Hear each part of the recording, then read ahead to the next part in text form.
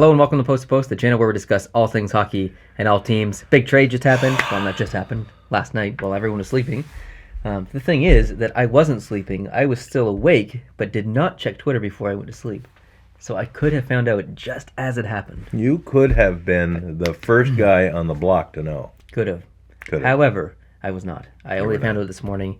But that's okay. We couldn't talk about it until now anyway. Today is Monday night, and this will be the night that you're seeing it because I'm going to edit this right away. But before we get into this and share our opinion on the situation, I just want to give a quick, selfish little plug to ourselves over on our second channel. This is applicable to you guys because it is hockey related. We actually combined something we're doing on the second channel with something that's related to this channel, which is hockey. We're doing a Where Am I for NHL cities. So there's 31 NHL cities. I show you pictures of the city, and you have to try and figure out what city it is or what team plays in that city. And so that'll be releasing likely tomorrow. So if you're not subscribed over to our second channel, I hope you can go over there and hit the subscribe button. Go on down to the notification bell and click that so you know when it uploads. And it should be tomorrow night to the upload. The good news is I don't get them all wrong. The bad news is I don't get them all right. It's harder than you think. So it's great for hockey fans. So if you guys could go over and watch that would be awesome. Yeah. To the task at hand here, talking about the Pacioretty trade. Mm-hmm. I'm not going to break any news here for you guys. You know that Tatar was traded to Montreal. You know that Pacioretty was traded to Vegas. We're just here to give our opinions, and we will do that. So the trade is as follows. Montreal gets Thomas Tatar with 9.4% retained salary from Vegas, which the percentage-wise is for a reason that I'll get to in a little bit. We also get, by we, I'm going to say the Montreal Canadiens because they're my favorite team. If I say we, I apologize. But Nick Suzuki, who was a prospect, I believe was in the OHL last year, did very good. Last 2 years. Yeah, that did over 100 very well. points, I think, last year. 2 years combined, I think he's over 100. Okay. The Owen Sound Attack is who he's played with. And very impressive young man. Good stuff. Mm-hmm. And a 2019 second-round pick. And Vegas Golden Knights gets Max Pacioretty with 10% retained salary. There's more news on top of that, but we'll get to that just in a second. So on the Montreal side of things, if you look at their picks, every team has at least 7 picks. When a new, there's 7 rounds, you get 7 picks. Trades happen and stuff. Montreal actually has 10 picks for the next year, for 2018, with that one they just obtained, or for 2019, with the one they just obtained from Vegas. Mm-hmm. So that's good news, Montreal.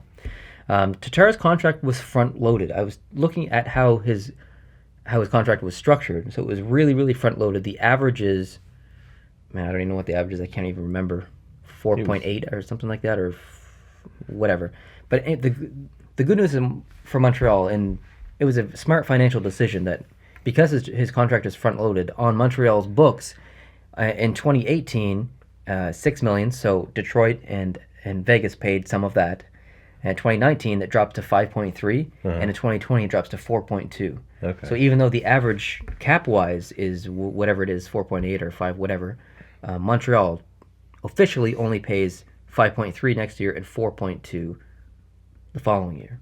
Mm-hmm. So financially, it was a smart decision on Montreal. And a lot of people aren't talking about this. In fact, I haven't heard anybody talk about this. And I've only checked Twitter and watched some stuff on the news. We just watched something, but yeah, Andy Pielakaki, he had a piece on it. I have not watched any other YouTubers' videos. Yeah, I did watch that. Yeah.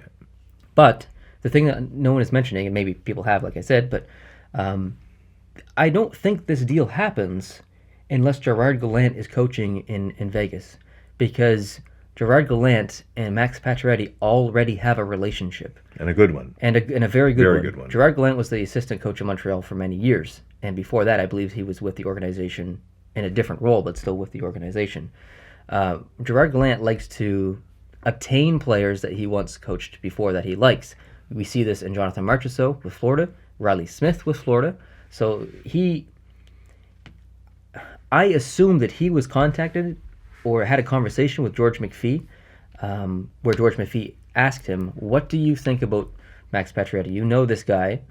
What's it like to coach him? Could he be an asset? And the fact that Max Pacioretty is now a Vegas Golden Knight, I think we can assume that Gerard Gallant had some promising things to say about Max Pacioretty and Gerard Gallant gave George McPhee the green light of approval to try and make a trade. And then we know what happened. So At the very least, the conversation was probably, if we bring in someone like Pacioretty, how do you think that might affect the chemistry in the dressing room, Gerard? And Gerard probably said in a positive way. And yeah, at the then very it least. happened. Yep. Yeah. So Pacioretty is going to play either with Stastny or Stastny or Carlson. He'll be on the wing with one of those two in the center. I'm not exactly sure who's going to play with yet. We'll probably know once training camp moves forward and stuff. But Vegas didn't wait. They wanted to retain Max Pacioretty. They didn't want to use him as a rental, so they got him signed to a contract right away. 4 years, $7 million average. So I mean, that's a pretty reasonable contract. It is quite Max reasonable. Pacioretty, I think, probably could have gotten more than that elsewhere. But I believe Vegas got a pretty good deal. Tatar, the loss of Tatar, to me, isn't a big deal for Vegas because we didn't see him fit in like he was supposed to, or what they thought he would do. He only played 20 games with them in the last year. Yeah, and he was scratching the playoffs quite a bit. Yeah. Not because he was playing poorly, just because he didn't really fit in. It's a fit issue for that. And you see that with some players do great in places, and some players don't. So it's just one of those things. So we don't know if Max Pacioretty is going to work out in Vegas, and we don't know if Thomas Tatar is going to work out in Montreal, and we won't know until October 8th or whatever of the first game for both the teams. And even then, we still won't know because it's going to take some weeks and months to get used to your line mates and create camaraderie between teammates, and so it takes time. With that said, and I guess there are some other factors that go into this, but who do you think won the trade? Short term, I think Vegas wins because they get a 30-goal-a-year guy, excuse me, who's only 29 years old and has the potential to produce those kinds of numbers in the right environment for a few more years to come in the short term. In the long term, I think Montreal might come out better on this one when you look at Suzuki. I think he's the diamond in the rough in this trade. He's played 2 exceptional years in the OHL. He's 19, still on his entry-level contract. Vegas drafted him last year. He was their second choice in the first round. They had, I think, 3 first-round picks in this past year, or the first year. And he was their second choice, and Vegas traded to get him. Vegas had like a 24th round or 24th overall pick in that first round. They traded with, I think it was Columbus, I'm not sure, to get that 13th pick, and they picked him. And Vegas, after what we saw last year, I think it's a safe bet to say that Vegas is good at identifying the right players. Yeah, they are. For what they want. So they saw in Nick Suzuki something that they wanted. And I think it's great that Bergevin, who has totally mishandled Max Pacioretty in the last few years, found a way to get something better than just a bag of pucks. Here's the thing, because a lot of people are... Actually, someone commented on a previous video and said this is the worst hockey trade they've seen in 14 years. I don't understand that whatsoever. This one? This the one we're one. talking about? Yeah. Yeah, no, not a bit. For one giant reason. Montreal was in... They had 3 options. Number 1, keep Max Pacioretty for the entire season. And he walks away for and nothing. lose him to free agency for nothing. Nothing. Option number 2, keep him to free agency and try and trade him. And either you might get something or you might not. That's a gamble. Option 3, which is the option that they chose, is to trade Max Pacioretty before training camp starts. Max Pacioretty wanted his contract negotiated and a conclusion made as far as term before training camp started. Montreal did not want to go through with that because Max Pacioretty requested a trade during last season. So clearly Pacioretty doesn't want to play with Montreal, which is fine. And Montreal's saying, okay, well, if you don't want to play with us, then we're not going to retain you for 4 years or whatever. So they granted his wish and traded him before the training camp. The real story might be yet to be determined because Max Pacioretty pretty vehemently denies that he wanted out. But Bergevin And Molson are pretty vehement that he did want out. But there's one intervening factor here. Max Pacioretty changed agents in that process. He did, yeah. And the original agent, maybe speaking on his behalf or maybe not, was making some noises, which were interpreted in the Montreal organization as Max wanting to leave. And maybe when this all came to light, that's when Max made the switch. I really don't know. But a change in agents seemed to come with a renewed grasp of Max Pacioretty to try to stay in Montreal. But by then, the ship had sailed. Marc Bergevin played this terribly, terribly. He totally ruined this player's chances in Montreal. He was the captain. He was arguably the best player on the team as far as a skater, not counting goalies. And he could have had a fantastic remaining future in Montreal. Making him the captain maybe wasn't the smartest thing to do because that put so much pressure on a guy who just maybe wanted to be on the wing and do his thing. Agreed. And unfortunately, it just didn't play out well. But Max loved the city. He loved the people. He loved the fans. He's a super stand-up guy, and Vegas is very lucky to have him. I agree. I completely agree. I just need to mention one. I don't mean this is completely unrelated to what you just said, but I remembered I said something earlier than I said I was going to mention it later. Yeah. The reason that the salary was retained from Tatar at 9 point whatever percent is because Montreal wanted to keep the average of his contract at 4.8 on their books, I believe. So it worked down with Pacioretty leaving and Tatar coming in, and it needed to be that exact percentage. So it's a weird thing that. And Tatar still has 3 years left in his contract, right? He does, yeah. And Suzuki's an entry level, and now Montreal ends up with a second-round pick next year, or in the 2019 draft. Right.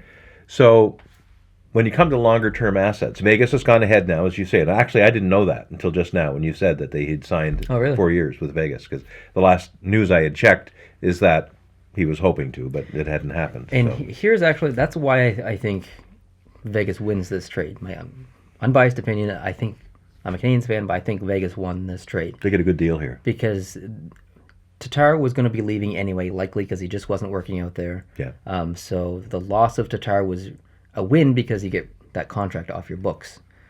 So even though you get rid of a player, it was a win because you get rid of that contract. It sucks to give up that pick. They likely didn't want to, and that was the driving factor to this trade completely. A second-round pick is the gamble. That's just kind of whatever. We don't know. So you never know.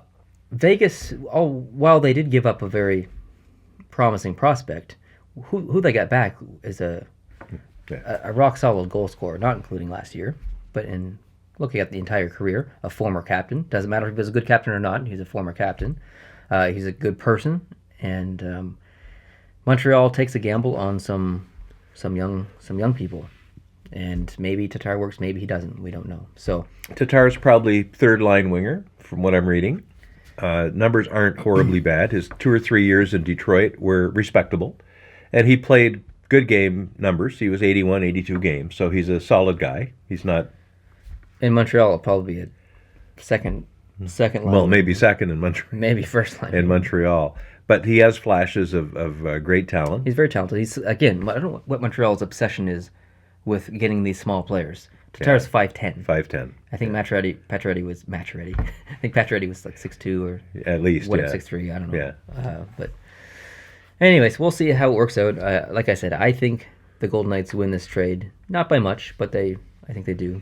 And they were also able to sign Pacioretty for a very reasonable $7 million. That is reasonable for him. That's another reason they win this trade. Yeah, today's market probably, like you say earlier, he could have held out somewhere and found more money somewhere. Absolutely. But this is a fit that he's happy with. Apparently one of the things that canceled or killed the Los Angeles deal that was almost made or really made and then pulled at the last minute was Pacioretty couldn't agree to long-term terms with LA. That's right. That's what I had read. So this is something that was probably a risk anywhere else he went. He obviously wanted to play somewhere that he felt comfortable, that he felt welcome, that he felt he could make a contribution, and he felt he could work with the bench. Gerard Gallant is the bench. I'm curious to see if Montreal releases the information of that LA trade as to what Montreal would have gotten back if the deal had have gone through. I'd seen rumors, but I don't know. Yeah, we might not ever know officially. But I think you're right. I think Vegas does win this trade, but I also think Bergevin did as well as he could possibly do given the circumstances. I'm not mad at it. Pacioretty was leaving anyway. That's right. I'm not angry. I'm not either, and it's not his fault. He didn't have a great year last year. A lot of players didn't have a great year last year. The entire team didn't have a great year last year. And it couldn't get worse. It may still not get better, frankly, but it is a sign, even if Montreal won't admit it, it is a sign that there's a rebuild underway here. Yep. We're getting a draft pick next year. We're also getting a pretty solid prospect. And Montreal is now suddenly, maybe not today, but 3 or 4 years from now, Montreal is suddenly very solid down the center of the ice. Yeah, like a Coquelin Niemi, and now the Suzuki kid. There's still more drafts to happen coming up. So That's right. And there's more moves to be made, I'm sure. So I think to some degree, it's a win-win for both sides. But I keep saying, Bergevin played this terribly, and he ain't no hockey genius. The whole Pacioretty situation. The whole Pacioretty situation. And today is the day he gets to turn the page and see if he can run the rest of the hockey team. And hopefully he won't run it into the ground like he ran Pacioretty into the ground. And as a rabid Montreal fan all of my life, all I want is the best for not only the team and its players, but also for the players that it's had to say goodbye to. Montreal did a very classy thing today. They did a nice, about 3-minute YouTube video thanking Max Pacioretty for all of his contributions, and they showed some footage of the draft and some of his very first goal, his hat trick, and some of the great plays that he's made over the years. Montreal, despite all the frustration that a lot of us Montreal fans have with the team, they still know how to do that classy thing, and they did that today in saying an honorable goodbye to Max Pacioretty. And they'll do it again once Pacioretty comes back to Montreal, when the two teams face each other. November the 10th, I believe. And December 20th, I think, or 21st, or maybe 22nd in Vegas. In Vegas, yeah. So those are the two games against each other. So we'll see. Yeah. We'll see how it goes. Thanks, guys, for watching. I really appreciate it. Anything else you want to add? No, I'm good. Cool, sounds good. Don't forget to go over to our second channel and subscribe there. Link is down below in the description. And check out that NHL Where Am I video coming out probably tomorrow. It was a lot of fun. It's a long video, to be honest, a long video, but it's 31 fun. cities. It's challenging. You can play along at home and tell us how you did down below. So we'd love for you guys to watch that tomorrow when it comes out. So thanks, guys, for watching. I hope you're having a good day, and we'll catch you in the next one. Adios.